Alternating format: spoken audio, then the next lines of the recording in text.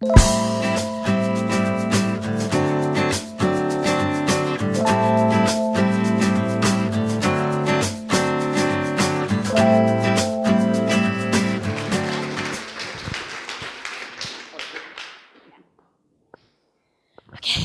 we go. Standing here. Hi, I'm Amy. I am the creator and I am a life coach and I am a writer, and it's taken me 2 years to be able to say that. The last 2 years in business has really meant reinvention. I was held in paralysis for a long time with the story that I was holding on to. I wanted to know what it would mean to be in bloom, all the stereotypes and the labels that I had accumulated. I was a hairdresser. I'd grown up in West Auckland. I was a mother by 23. I had had a breakdown, and I'd also been a solo mother by 24. In this story and in this picture, I didn't see entrepreneurial story, and I didn't see a business owner in this makeup. So it took me a long time to get over this whole story, strip back the layers, and really get to the essence of me so that I could teach it to others. So, welcome, my stereotypes. Westie, I've heard that a few times. Yeah, got the leopard print. So, yeah, in this little box, I was supposed to look a little bit like Cheryl West. I was meant to like the lace and the leopard print, and my family would sort of resemble something of outrageous fortune. Okay, didn't quite get that whole box, but I was okay.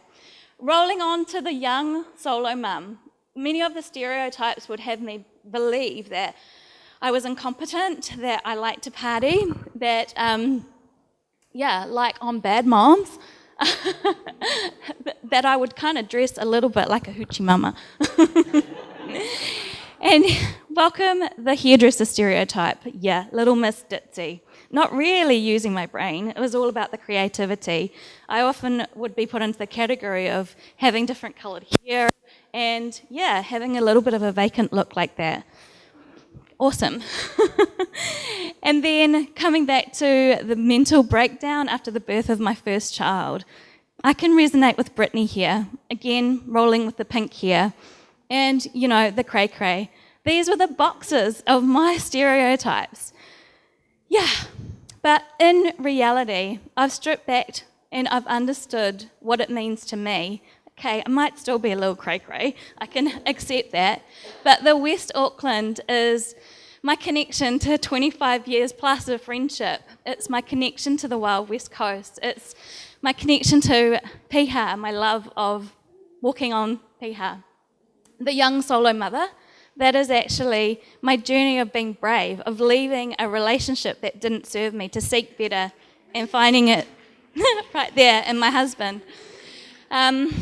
And then the hairdresser story, that was actually 20 years of life coaching and counselling. It was just in a different vehicle. And it allowed me, for the last 3 years of my journey through hairdressing, to sit with women at their most vulnerable, when they didn't have their hair, when they were actually having to understand the core of their identity without the crowning glory. So that was an amazing experience. I learnt very quick the stages of grief and, what it meant to instill the importance of the core identity in a person. Broken down, I did have a mental breakdown, and I started to understand through that I've gathered the empathy and the compassion for anybody that is experiencing anything to do with mental illness. Sorry, it's getting me a little choked up. And the importance of listening to my intuition, to not just taking the first professional that you're given. I didn't seek other advice. I was given wrong advice. I was told to take St. John's wort after 2 weeks of giving birth, and that was my downfall. But that's another story, and I've only got 7 minutes. So what I'm trying to say is we define our journey, we define our story, and we are the heroes in our journey. And we need to find the gold through the journey in our story. And there's so many entrepreneurs that have gone before us. Walt Disney, he was broken, he was eating out of garbage, Richard Branson, dyslexic and not doing so well at school. J.K. Rowling, struggling single mother. Einstein didn't speak till he was 4. So define your own journey, know what it means to you, define success for yourself. So, on that subject, the road to success is different for each of us. For some of us, like Jacinda, it's rocking a baby while ruling the country. For others, it's simply rocking the baby. For another, it might mean running a marathon or winning at Running Man. For others, it's climbing the tallest mountain, while for others, it's simply perfecting mountain pose. Each of us have a different story and a meaning when it comes to success, so don't go comparing your journey and your story with anyone else's. Know what it means to you. And with going through business, I have learned very quickly what it means to go through the ups and downs. One day you'll think you're awesome, the next you're ready to quit. You're ready to throw in the towel.